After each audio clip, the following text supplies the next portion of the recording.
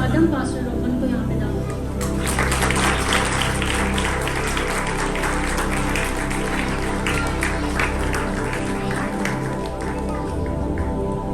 हूँ। यीशु मसीह के अजीम खुदावंद और जिंदा नाम में आपकी सलामती। हालेलुया। कितने लोग तैयार होके आए मुझे छोड़ के, और कितने लोग कलाम के लिए तैयार होके आए। Hallelujah hallelujah. ना था वजूद जमाने में किसी शय का, खुदाया तू था तेरा कलमा। वही कलमा जो मुजस्सम हुआ, वही कलमा जो आज हमारे हाथों में है, उसी कलमे से हम बरकत पाने को। हालेलुया। अब सब खुश हैं? खुशी वाला चेहरा पता कैसा होता है? जैसा भाई नदीम का है। सबके चेहरे खुश होने चाहिए। मैं गलत कह रहा हूं या सही कह रहा हूं? बाजी नसरीन का है जैसा चेहरा, खुश जैसा मेरे बेटे का है। खुश है आप? हालेलुया। चले जी, कलाम खुदा में से हम अपनी रहनुमाई के लिए खुदावंद की जिंदा आवाज को, जो उसके पाक रूह के वसीला से हम सबों के लिए है, खुदा के पाक कलाम में से तिलावत करेंगे और उसके कलाम की ताज़ीम में हम खड़े हो जाएंगे। क्वायर जब कलीसिया बैठी होती है, क्वायर खड़ी होती है। जब कलीसिया खड़ी होती है, क्वायर बैठ जाती है। मेरे साथ मिलकर निकालिए लूका तबीब की मार्फत लिखी गई खुदावंद यीशु मसीह की इंजील, उसका 22वां बाब, उसकी 17वीं आयत से लेकर 20वीं आयत तक। लूका की इंजील उसका 22वां बाब, उसकी 17वीं आयत से 20वीं आयत तक। मेरा दिल आज खुशी से भरा है कि आज हमारे चर्च में काफी लोगों के पास अपनी अपनी बाइबल है। क्या हम इस बात के लिए तालियां बजा सकते हैं? खुदावंद के नाम को जलाल हो। हम सब मिलकर पढ़ेंगे, सब मिलकर 4 आयात हैं, हम सब मिलकर पढ़ेंगे। खुदा के पाक कलाम में लिखा है, फिर उसने प्याला लेकर शुक्र किया और कहा कि इसको लेकर आपस में बांट लो, क्योंकि मैं तुमसे कहता हूं कि अंगूर का शीरा अब से कभी ना पीऊंगा जब तक खुदा की बादशाही ना आ ले। फिर उसने रोटी ली और शुक्र करके तोड़ी और ये कहकर उनको दी कि ये मेरा बदन है जो तुम्हारे वास्ते दिया जाता है, मेरी यादगारी के लिए यही किया करो। और इस तरह खाने के बाद प्याला ये कह कर दिया कि ये प्याला मेरे उस खून में नया अहद है जो तुम्हारे वास्ते बहाया जाता है। खुदा के पाक कलाम का पढ़ा सुना जाना हम सबों के लिए बरकत का सबब हो। आमीन। आप सब तशरीफ रखें।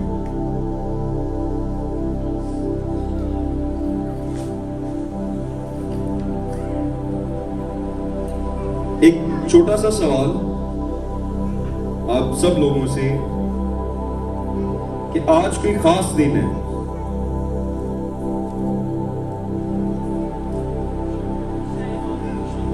इशाए रुबानी है और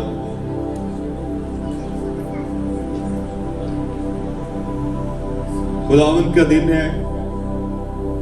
सबसे खास बात कि ये दिन खुदावंद का दिन। हालेलुया। हम आज कलाम खुदा में से जो सीखेंगे वो होगा इशाए रुबानी के हवाले से।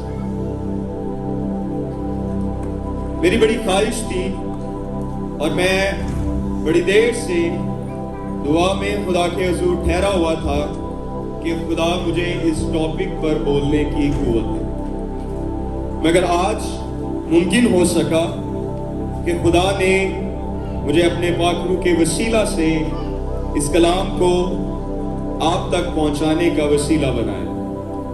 ہمارا آج کا جو عنوان رہے گا، ٹاپک رہے گا، وہ ہوگا عشاء ربانی۔ آپ میں سے کتنے لوگ ہیں جو یہ جانتے ہیں کہ عشاء ربانی کا مطلب کیا ہے؟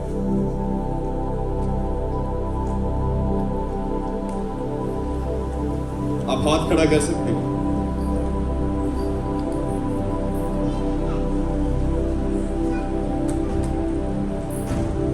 کتنے لوگ عشاء ربانی میں شامل ہوتے ہیں؟ ہاتھ کھڑا کریں۔ اور کتنے لوگوں کو پتا ہے کہ عشاء ربانی کا مطلب کیا ہے؟ خدا کے پاک کلام میں لکھا ہے جہاں خدا کا روح ہے وہاں پر آزادی ہے اور دلیری ہے۔ دلیری ہے، آزادی ہے۔ تو اگر خدا کا روح ہے ہم میں، ہم اگر اس بات کو تسلیم کرتے ہیں کہ ہم میں خدا کا روح ہے، تو ہم سب آزادی سے، دلیری سے ایک دوسرے کے ساتھ مل کر خدا کے کلام کو سیکھیں۔ کیا آپ کو اپنی اپنی سوچ سمجھ کے مطابق کیا آپ جانتے ہیں کہ عشاء ربانی کیا ہے؟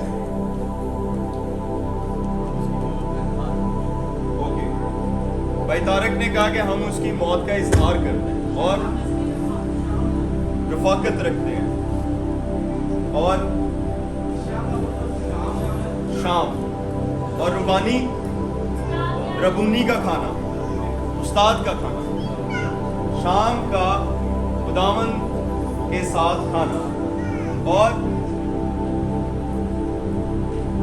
اچھا، اس کے علاوہ عشاء ربانی کے علاوہ اور کتنے لفظ استعمال کیے جاتے ہیں؟ خداوند کی میز اور پاک شراکت اور دسترخوان، خداوند کا دسترخوان، اور مسیح کا بدن اور خون، مسیح کے بدن اور خون میں شراکت، خداوند کی روٹی اور پیالہ، روٹی توڑنا، خداوند کی میز، عشاء ربانی۔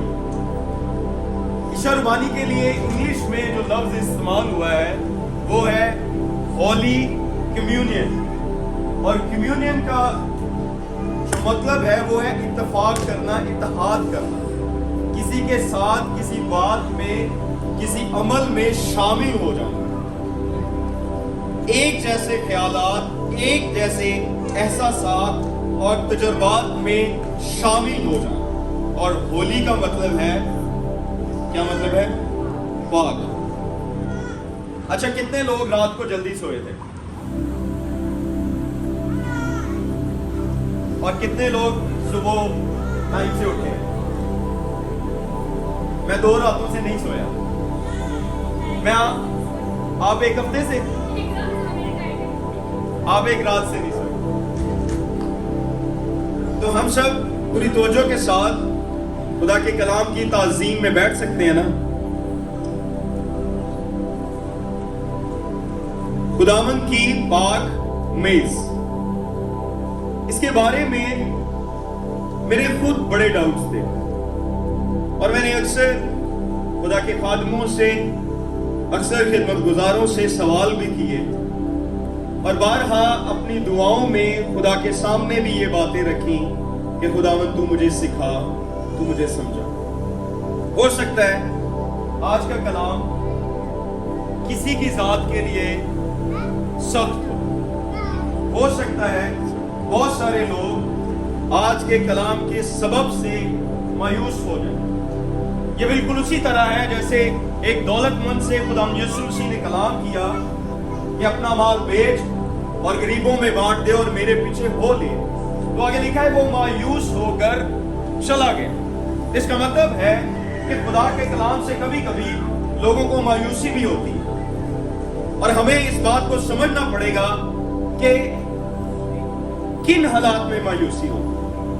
جب ہم کلام کو اپنی انا سے کم تر سمجھتے ہیں، جب ہم اپنی انا کو بہت بلند کر لیتے ہیں، جب ہم خدا کے کلام کو قبول کرنا نہیں چاہتے، تب ہم کلام کے سبب سے مایوس ہوتے ہیں۔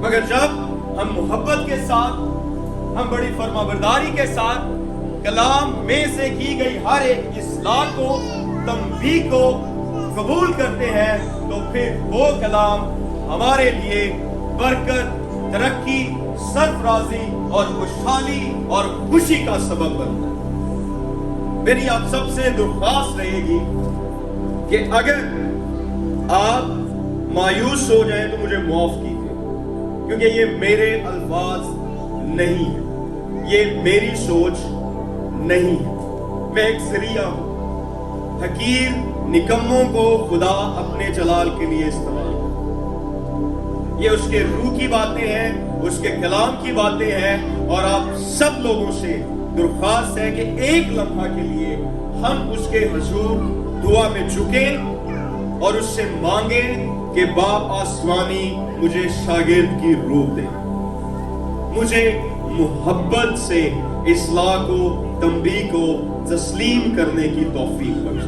ہم سب اپنے سروں کو جھکائیں گے، آنکھوں کو بند کریں گے ایک لمحہ کے لیے، اپنے لیے، اپنے کسی کے لیے دعا نہیں کریں، صرف اپنی ذات کے لیے۔ نہ شوہر بیوی کے لیے دعا کرے، نہ بیوی شوہر کے لیے، نہ والدین بچوں کے لیے، نہ بہن بھائیوں کے لیے، نہ کلیسیا، نہ چرچ کے لیے، نہ خادمین کے لیے، نہ خدمت گزاروں کے لیے، صرف اور صرف اپنے لیے دعا کریں کہ خدا ہمیں اپنے کلام کو محبت سے تسلیم کرنے کی توفیق بخشے۔ باپ آسمانی، یسوع مسیح ناصری کے نام سے تجھے باپ ابا کہتے ہوئے بڑی عاجزی، انکساری اور حلیمی کے ساتھ تیری حضوری میں آتے ہیں۔ خداوند تو اپنے پاک روح کے وسیلہ سے ہمیں اپنے کلام کو سمجھنے کی توفیق بخش۔ تیرے کلام جو ہماری زندگیوں کا آئینہ، جس میں سے ہم جب چاہیں اپنے آپ کو پرکھ سکتے ہیں، جج کر سکتے ہیں، توفیق بخش دے کہ ہم بڑی محبت کے ساتھ تیرے کلام کو قبول کریں۔ ہمیں سمجھنے والا ذہن بخش دے، دیکھنے والی آنکھیں، سننے والے کان، قبول کرنے والا دل اور عمل پیرا ہونے والی روح بخش دے۔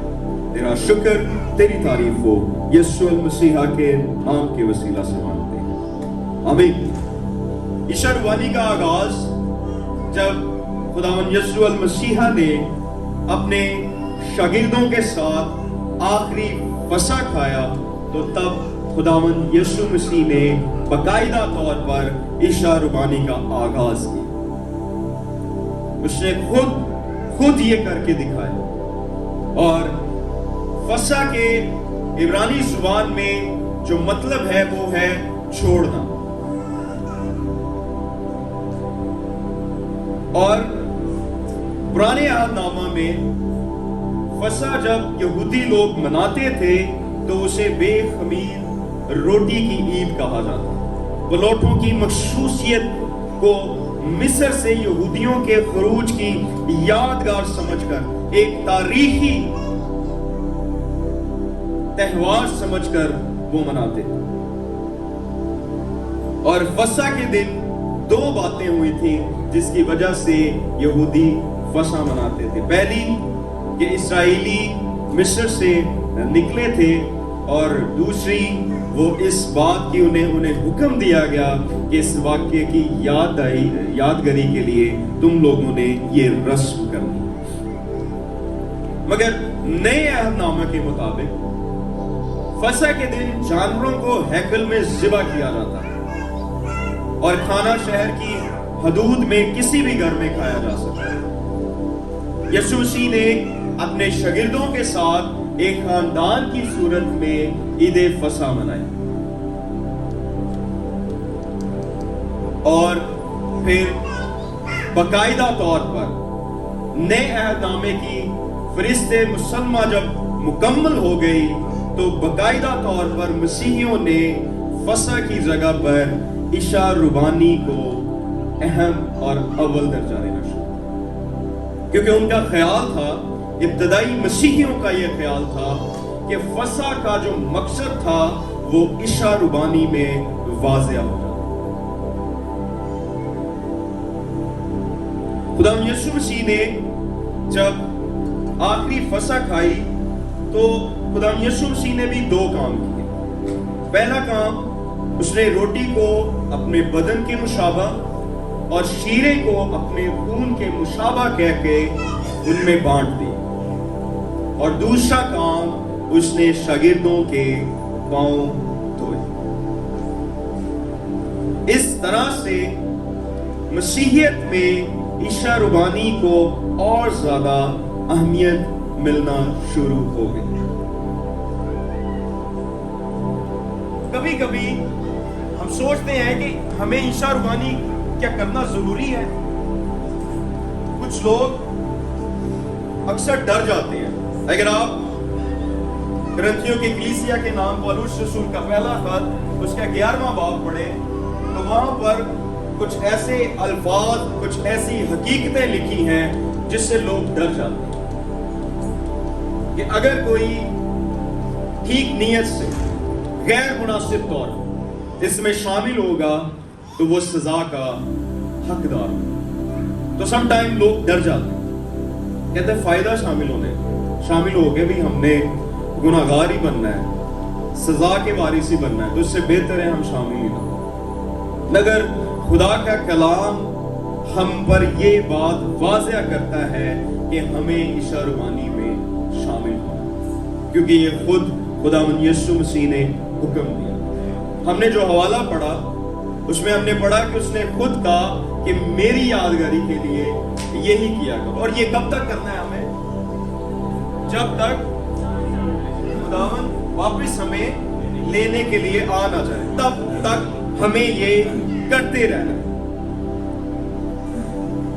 और ईशा रुबानी इसलिए भी जरूरी है कि खुद खुदावंद यीशु मसीह ने कहा कि जो मेरा गोश्त खाता और मेरा खून पीता है उसमें हमेशा की जिंदगी, उसमें हमेशा की जिंदगी। और इसके साथ साथ एक और वादा है, और वो वादा ये है कि मैं उसे आखिरी दिन में फिर जिंदा करूंगा।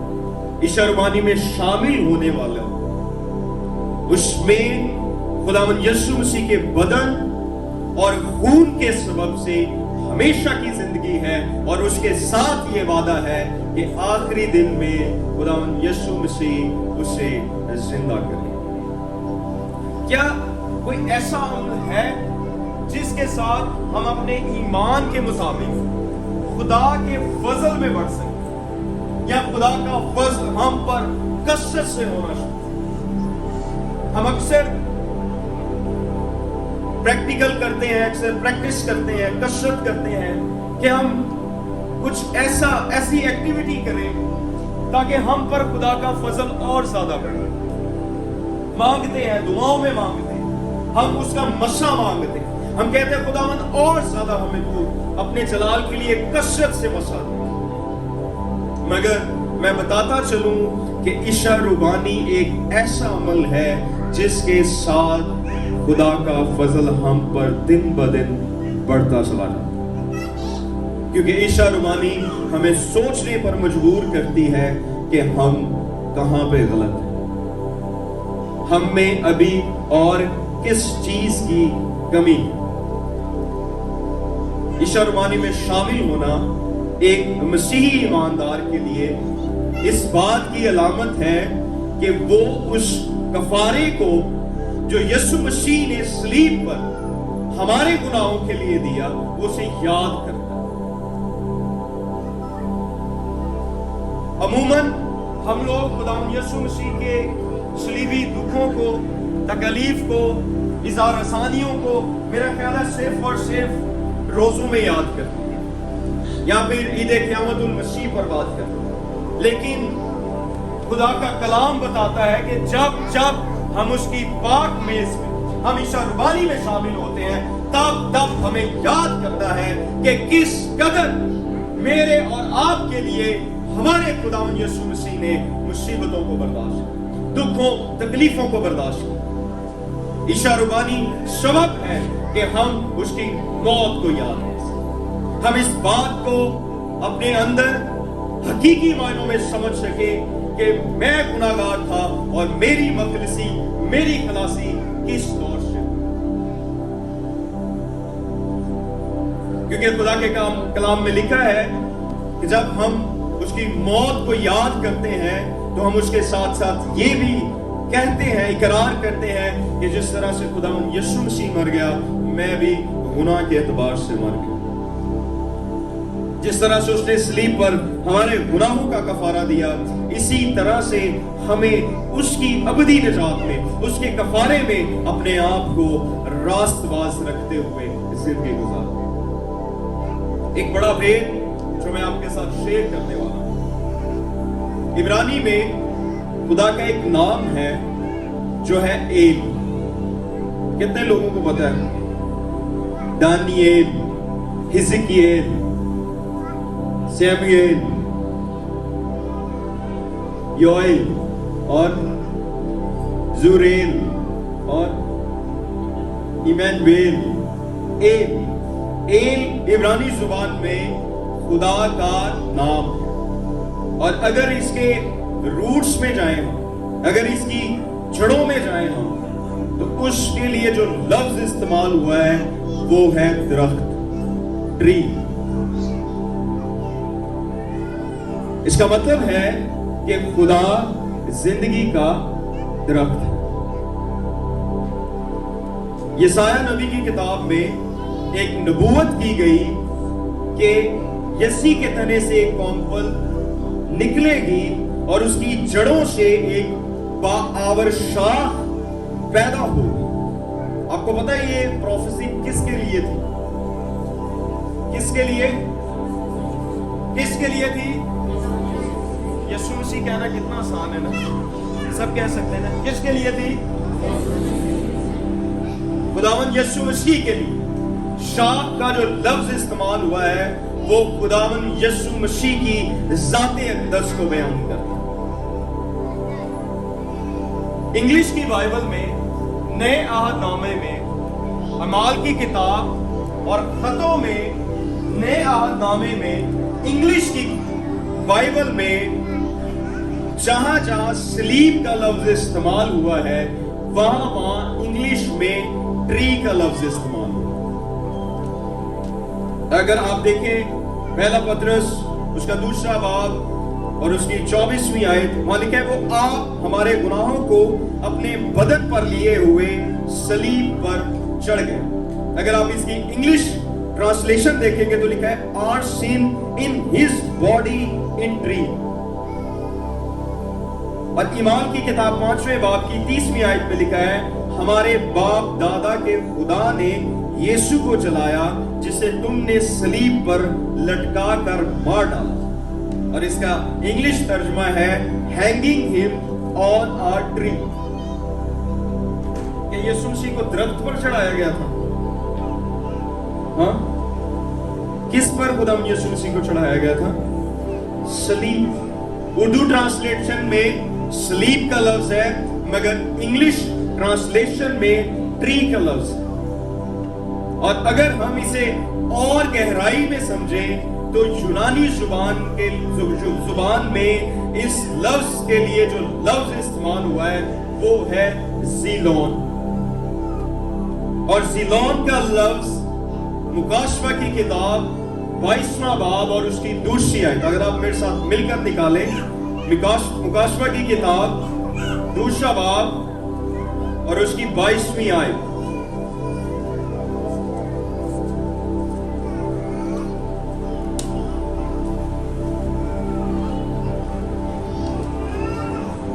आप में से जो दिलेरी से पढ़ सकता है, आजादी से पढ़ सकता है, वो अपनी जगह पे खड़ा होकर इस हवाले को तलावत करें।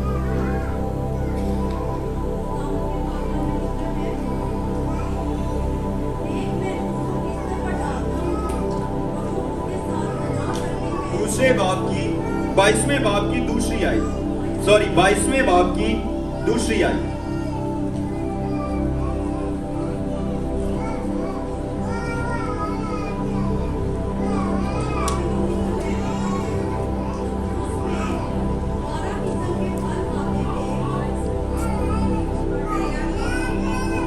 दरिया के वार पार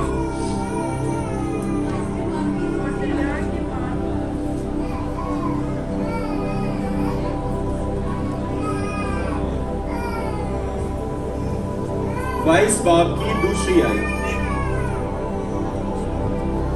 दरिया के हर पार जिंदगी का आलम था, उसमें 12 किस्म के फल आते थे और हर महीने में फलता था, और उस दरख्त के पत्तों से लोगों को शिफा होती। आमीन। यहां पर जो लफ्ज है जिंदगी का दरख्त, जिस पर 12 किस्म के फल आ रहे हैं, उस लफ्ज के लिए, जिंदगी के दरख्त के लफ्ज के लिए जो यूनानी जुबान में लफ्ज इस्तेमाल हुआ है वो है ज़ूलोन। इसका मतलब है कि खुदावंद यीशु मसीह ही जिंदगी का दरख्त है।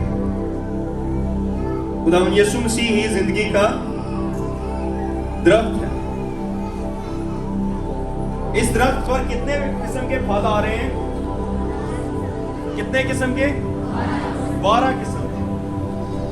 अगर हम पुराने अहदनामा में देखें तो हैकल का जो पाक मुकाम था, वहां जो पाक मेज थी, जो नजर की रोटियों की मेज थी, उस पर भी 12 रोटियां रखी जाती, और ये अलामत थी कि जिंदगी के दरख्त पर 12 किस्म के फलों का लगा। एक और बड़े भेद की बात, खुदावंद यीशु मसीह ने जब शागिर्दों को चुना तो खास तौर पर 12 को नामजद किया। ये भी उस तरफ इशारा है कि वो जिंदगी का दरख्त है और उस पर 12 किस्म के फल। एक और मौजज़ा, जब खुदावंद यीशु मसीह ने बड़ी भीड़ को खाना खिलाया, आपको पता है बचे हुए टुकड़ों के कितनी टोकरियां उठाई गई? 12 टोकरियां। ये बात वाज़ेह कर देती है कि खुदावंद यीशु मसीह ही जिंदगी का दरख्त है। सलीब जिस लकड़ी से बनाई जाती थी, उस लकड़ी को सुखा लिया जाता, बिल्कुल सूखी हुई लकड़ी के साथ सलीब बनाई जाती। और आपको एक और भेद की बात बताऊं कि जो हारून की लाठी थी वो भी सूखी हुई छड़ी थी, मगर उस पर भी खुदा की कुदरत से फल लगा, उसमें फूल लगे। वो अलामत थी कि सूखी हुई लकड़ी में भी जिंदगी आ सकती। सलीब जिसे सूखी हुई लकड़ी से बनाया जाता था, उस लकड़ी से जो बिल्कुल नकारा होती है। सलीब जो एक लानत का निशान तस्वर किया जाता था, सलीब जिसे हकारत की निगाह से देखा जाता। जब उस सलीब पर खुदावंद यीशु मसीह के जिस्म को तोड़ा गया और उसके खून को बहाया गया, तो वही सलीब जिंदगी का निशान। आज देखें हमारे चर्चेस में, मसीही घरों में, ईमानदारों के गलों में पादरी साहब भी पहनते हैं क्रॉस।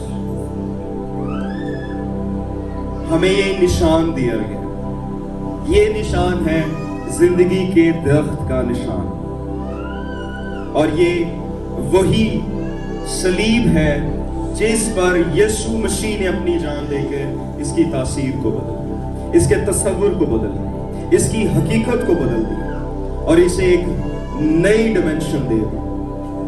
और वो डिमेंशन आज भी हमारे अंदर तासीर करती है।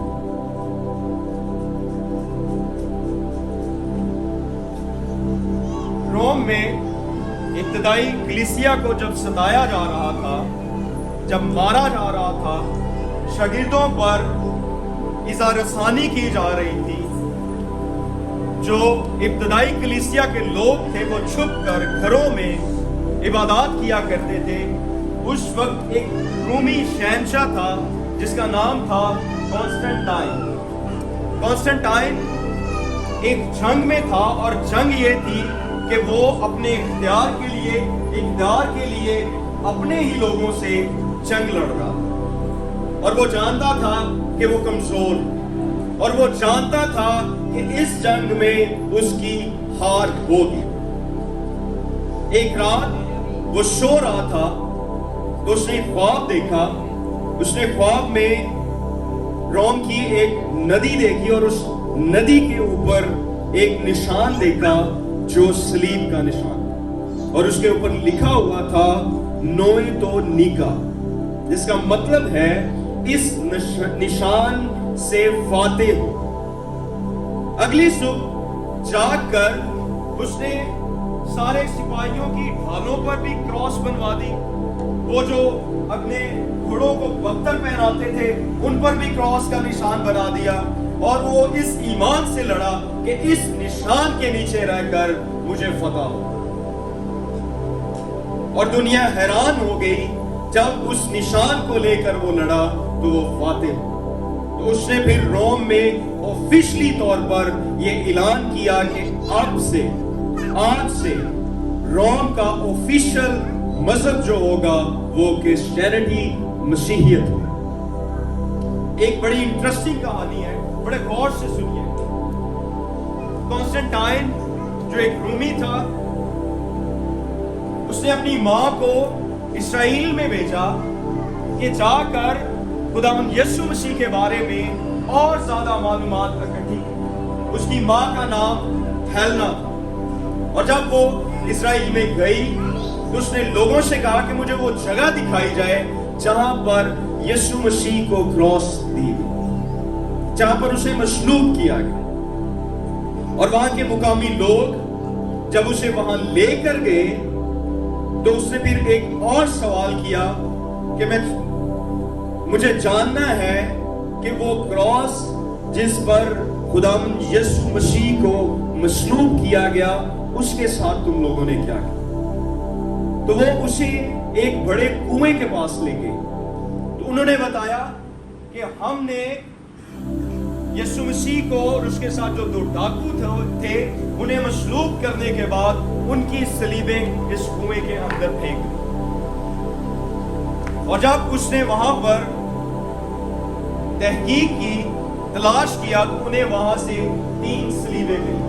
मैं ये कोई कहानी नहीं सुना रहा, ये कोई मनगढ़ंत कहानी नहीं है। आप इसको चेक कर सकते हैं, इसके हिस्टोरिकल प्रूफ है। और जब वहां से क्रॉसेस, वहां पे उन्हें फिर 3 क्रॉसेस मिल भी गई। अब वो डाउट में थी कि इसमें से यीशु मसीह की क्रॉस कौन सी।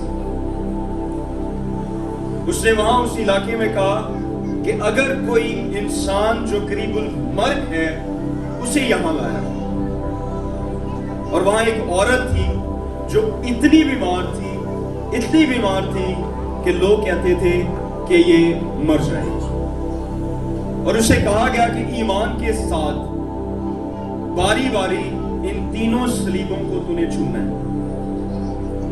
पहली को छुआ तो उसे शिफा दी, दूसरी को छुआ तो उसे शिफा नहीं, मगर जब उसने तीसरी को छुआ तो वो उठकर बैठ।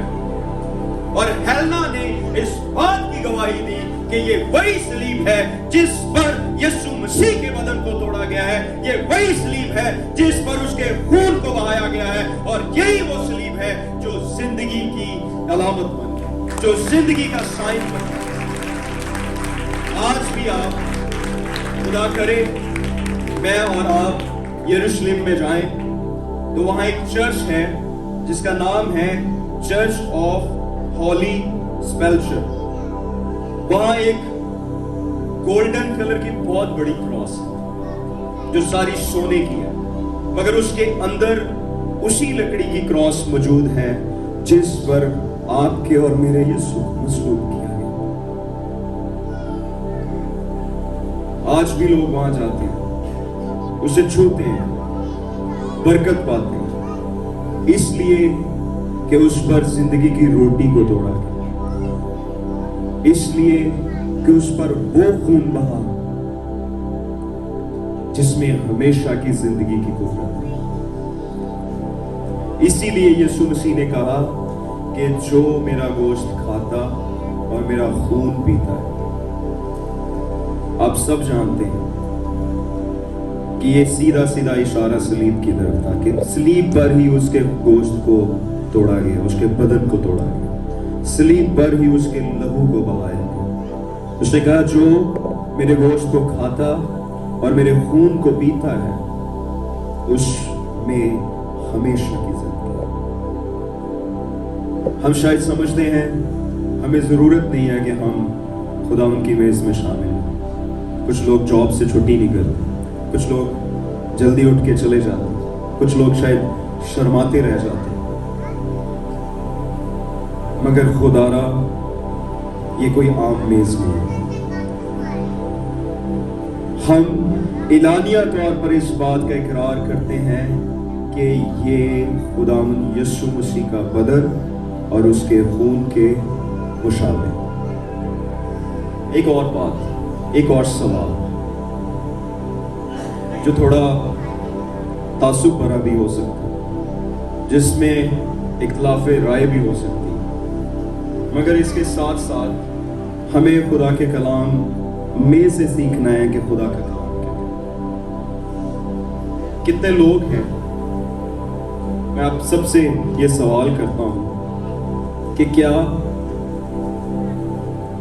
बपतिस्मे के बगैर इशा रुबानी में शामिल होना मुनासिब है?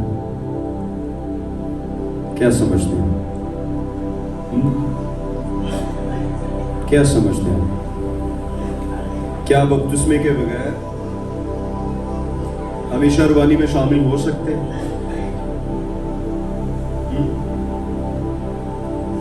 एनीवन?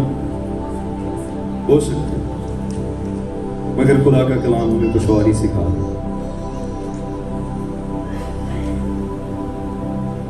पहले मेरी भी यही सोच थी,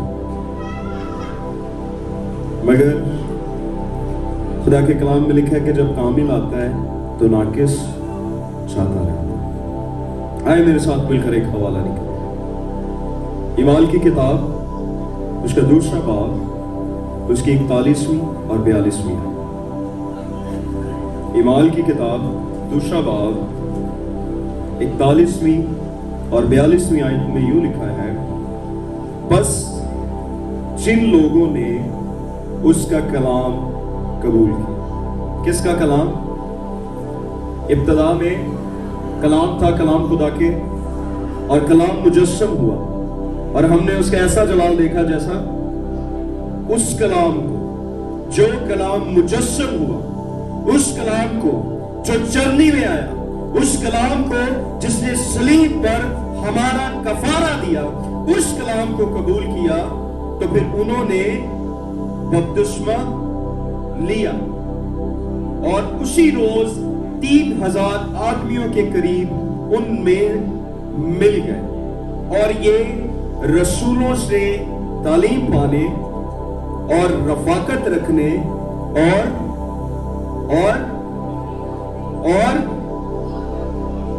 दुआ करने में मशगूल। खुदा के कलाम की तरतीब, कलाम को मसीह खुदावंद को कबूल करना, फिर बपतिस्मा लेना, फिर रसूलों से तालीम पाना, रफाकत में रहना, रोटी तोड़ना और दुआ में मशगूल हो जाना। आए इस बात को हम और वाज़िया तौर से समझते हैं, क्योंकि कुछ आदमी, कुछ कलीसियाएं, कुछ डिनोमिनेशंस, कुछ चर्च इस बात की तालीम देते हैं कि अगर आपने बपतिस्मा नहीं लिया तो आप शामिल हो सकते हैं। देखिए, मैं थोड़ी लॉजिकली बातें कर, सीधी सीधी जो समझ आए। हम देखते हैं इब्तदाई कलीसिया के लोग क्या करते हैं।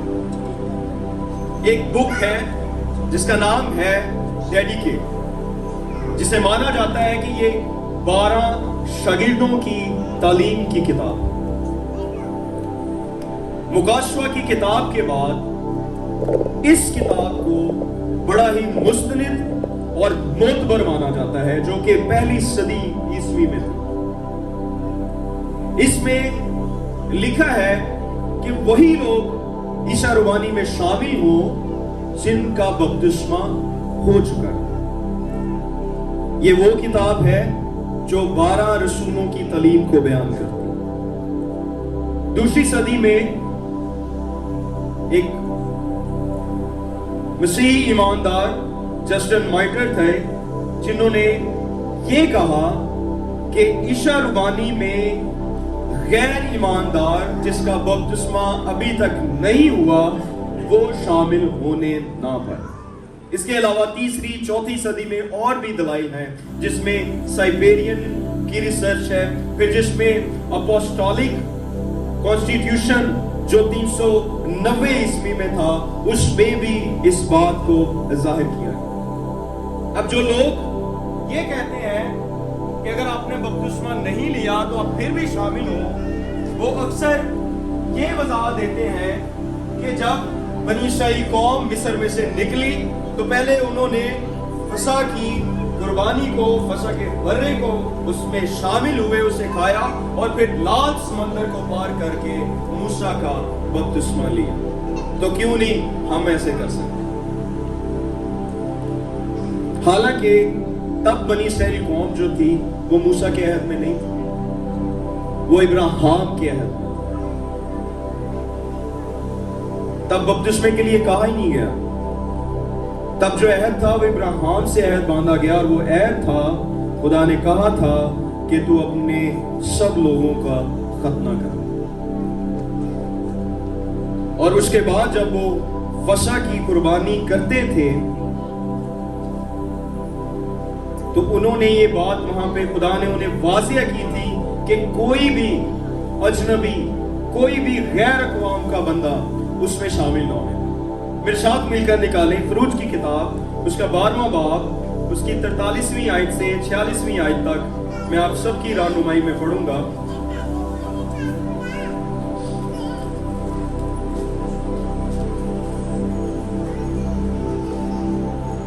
बारहवां बाब उसकी 43वीं आयत से लेके 46वीं आयत में लिखा है, फिर खुदावंद ने मूसा और हारून से कहा कि फसह की रस्म ये है कि कोई बेगाना उसे खाने ना पाए, लेकिन अगर कोई शख्स किसी का जर खरीद गुलाम हो और तूने उसका खतना कर दिया हो तो वो उसे खाए, पर अजनबी और मजदूर उसे खाने ना पाए और उसे एक ही घर में खाए, यानी उसका जरा भी गोश्त तू घर से बाहर ना ले जाना और ना तुम उसकी कोई हड्डी तोड़।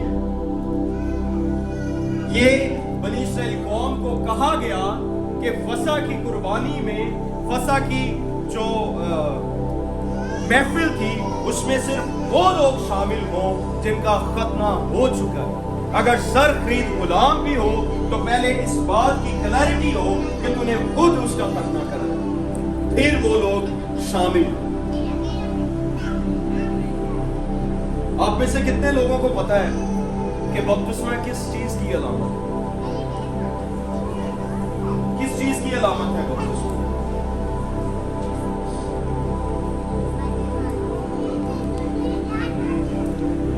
कितने लोगों ने बपतिस्मा लिया है? खुदा के साथ अपनी मोहब्बत के इजहार में इलानिया इकरार और खुदा यीशु मसीह को कबूल कर। खुदा यीशु मसीह की मौत में शामिल होने के इकरार बपतिस्मा कहा जाता और खुदावंद यीशु मसीह की मौत की यादगारी के इकरार को ईशा रुबानी कहा जाता। अब क्या ये मुनासिब है कि हम उसकी मौत में शामिल हुए नहीं मगर उसकी मौत की यादगिरी मना रहे हैं? Is this right? ये फेयर है? गैर अक़वाम भी तो मानती हैं। कुछ कहते हैं उसे सलीब नहीं दिया गया, कुछ कहते हैं सलीब दिया गया, कुछ कहते हैं सलीब दिया गया और फिर उसे आसमान पर उठा लिया गया, मगर वो बपतिस्मा क्यों नहीं लेते उसके नाम? कितने आप मुसलमान बहन भाइयों को जानते होंगे, आप गैर अक़वाम के बहन भाइयों को जानते होंगे जो कहते हैं कि हाँ उसे सलीब दिया गया और फिर वो जिंदा हुआ और उसे आसमान पर उठा लिया। इसी चीज की यादगारी के लिए हम इस मेज में शामिल होते हैं, तो वो भी इस बात को यादगारी करते हैं। मेरा एक छोटा सा एक और सादा सा सवाल है, ईशा रुबानी में शामिल होना बजाते खुद एक दिलेरी की बात, دلیری کی بات ہے نا, تو بپتسمہ لیتے ہوئے وہ دلیری بزدلی کیوں بن جاتی ہے؟ یسوع مسیح نے جو صلیب پر کفارہ دیا وہ کسی جگہ چھپ کر دیا, وہ دل میں کہہ دیا کہ ہاں میں نے کفارہ دے دیا ہے, ایسا کیا؟ مگر ہم لوگ اس وجہ سے اس بات کی تعلیم نہیں دیتے کہ ہم ڈرتے ہیں بپتسمہ لینے. ہم کہتے ہیں کہ ہم اس کے نام سے نامزد ہو جائیں گے. جب اس کے نام سے نامزد نہیں ہونا تو اس کی موت میں شامل ہونے کے لیے ہم ہاتھ کیوں بڑھا دیتے ہیں؟ جب فلپس نے خدا کے کلام کو اپنی کوچہ پر واضح کر دیا, یسوع مسیح کے نام کو, اس کی قدرت کو, اس کی قربانی کو, اس کے کفارے کو اس پر واضح کر دیا, تو اس نے خود کہا کہ اب کون سی چیز مجھے بپتسمہ لینے سے روکے؟ جو لوگ بپتسمے کے بغیر عیسیٰ روحانی میں شامل ہو رہے ہیں وہ اپنے آپ سے سوال کریں کہ کون سی چیز انہیں بپتسمہ لینے سے روک رہی؟ کیا ساری زندگی وہ ایسے کرتے رہیں گے؟ یہ تو بالکل اسی طرح سے ہوا. بھائی تارے کہندے ہوندے نے تیل دا پریزی تے پکوڑیاں دا شکین. سمجھ آئی میری بات؟ تیل دا پریزی تے پکوڑیاں دا شکین. تیل نہیں کھانا تے ہر تلی ہوئی چیز کھا لیں. ہمیں بپتسمہ نہیں لینا مگر ہمیں اس بات میں اس میں شامل ہونا ہے بغیر سوچے سمجھے. خدا کا پاک کلام کہتا ہے کہ میرے لوگ عدم معرفت کی وجہ سے, اویئرنس نہیں ہے, میرے لوگوں کو معلوم نہیں ہے کہ وہ کس خدا کو مان رہے ہیں. ہمیں اندازہ نہیں ہے کہ ہم کیا کر رہے ہیں. کیا ہم خدا کے کلام سے بڑے ہیں؟ کیا ہماری سوچ, ہماری تشریح, ہماری اصلاح خدا کے کلام سے بڑی ہے؟ نہیں. میں یہ نہیں کہتا آپ شامل ہو, ضرور شامل, مگر اس کے ساتھ ساتھ بپتسمہ, کیونکہ یسوع مسیح نے یوحنا استباغی سے کہا کہ اب تو ہونے ہی دے, کیونکہ اسی طرح سے ہمیں ساری راست بازی کو پورا کرنا. اگر آپ نے راست بازی کا وہ معیار پورا نہیں کیا جو خود خدا یسوع مسیح نے کہا اور کر کے دکھایا, تو پھر شاید ہم کسی اور یسوع کو مانیں. ہم نے اپنے لیے ایک لوز لوپ رکھا, ہم نے اپنے لیے ایک سپیس رکھی ہوئی, اور جو لوگ بپتسمہ لے چکے اور اس کے باوجود وہ خداوند یسوع مسیح کے بدن اور خون میں شریک نہیں ہوتے, تو اس کا مطلب ہے کہ انہوں نے ابھی تک وہ گناہ آلودہ فطرت کو چھوڑا ہی نہیں. میرے دادا جی کہنا ہونے سی پہلے سکے گناہگار تے پھر گلے گناہگار. بپتسمہ نہیں لیا تو سکے گناہگار, بپتسمہ لے کے پرانی انسانیت سے چلے گئے تو پھر گلے گناہگار. میں ہمیشہ کہتا ہوں کہ مرد حضرات کبھی بھی ذمہ داری کو ایکسپٹ نہیں کرتے. یہ مرد حضرات کی فطرت میں ہے, کیونکہ آدم نے بھی نہیں کیا نا. آدم کی ڈیوٹی تھی ہوا کو سمجھانا کہ باغ کے درخت کا, یہ والے درخت کا پھل نہیں کھانا, مگر وہ کہیں نہ کہیں کمزور رہا. اسی طرح سے آج بھی, مگر جب ایک مرد کی شادی ہو جاتی ہے عورت کے ساتھ, تو میرا خیال ہے تنگ ہو گئی صحیح, وہ پھر گھر چلانا شروع کر دیا بغیر بپتسمے کے. اس پہ ہاتھ بڑھانا یہ بالکل اسی طرح سے ہے کہ ہم ایک عورت اور ایک مرد نے شادی کر لی ہے مگر انہوں نے نکاح پیپر پہ سائن نہیں کرنا, نکاح نامہ پہ سائن نہیں کرنے, سارے لوگ آندے کے کال کرا نہیں کرنا, صرف یہ کہنا کہ ہاں جی اس سے شادی شروع. پیٹرن, یہ خدا کے کلام کا پیٹرن. ہمارا خدا سنجیدگی کا خدا ہے, ہمارا خدا ترتیب کا خدا ہے. ہمارے اندر دیکھیں کتنی اچھی ترتیب لگی ہے, جہاں جس اینگل پہ یہ کان لگا ہے ٹھیک دوسرے اینگل پہ دوسرا کان لگا ہے, جہاں پہ یہ کندھا ہے اس کے ساتھ بالکل دوسرا کندھا. اس کے کام میں کتنی پرفیکشن ہے یہ ہمیں سمجھنا ہے, اور ہمیں اسی طور پر اس کی پرستش کرنی ہے, اس کی عبادت کرنی ہے जिस तौर पर वो चाहता था। खुदा की पाक मेज हमारे दरमियान है। अगर हम बिना बपतिस्मे के शामिल होते रहे हैं तो आज वादा करें कि हम बपतिस्मा भी लेंगे। कौन सी चीज हमें रोक रही है? अगर किसी चीज ने हमें बपतिस्मे से रोका हुआ है तो फिर इसमें हाथ बढ़ाना हमारे लिए सजा का सबब भी बन सकता है। अगर हम समझते हैं हम ईमानदार हैं, हम समझते हैं कि हमने यीशु मसीह को अपना शख्सी निजात दहिंदा कबूल कर लिया, तो अपने आप से कहें कि अब कौन सी चीज मुझे बपतिस्मा लेने से रोक रही है। खुदावंद की मेज में शामिल होने की दुरुस्त तरीके से, मुनासिब तरीके में से शामिल होने की बरकत है और गैर मुनासिब तौर पर शामिल होने की सजा भी है। अब अगर पहला कुरिन्थियों उसका 11वां बाब पढ़े तो वहां पर इन सजाओं के बारे में पौलुस रसूल ने बहुत वाज़िया तौर पर बयान किया। खुदा यीशु मसीह ने कहा कि दरवाजा मैं हूं, जो मुझ में से दाखिल होगा वो जिंदगी पाएगा। बहुत से ऐसे भी हैं जो इधर उधर से दाखिल होने की कोशिश करते। राह, हक और जिंदगी हो। खुदा का कलाम एक मुकम्मल इंफॉर्मेशन है। आप ये नहीं कह सकते कि इसमें कोई चीज अधूरी है। आप ये नहीं कह सकते कि इसमें किसी चीज को वाज़िया बयान नहीं किया गया। हाँ, ये और बात है कि हमें समझ नहीं लगी। खुदा से मांगे कि खुदा हमें हमारी सोच को, हमारे रूहानी कद को इतना बढ़ाए कि हम इस कलाम की सच्चाइयों को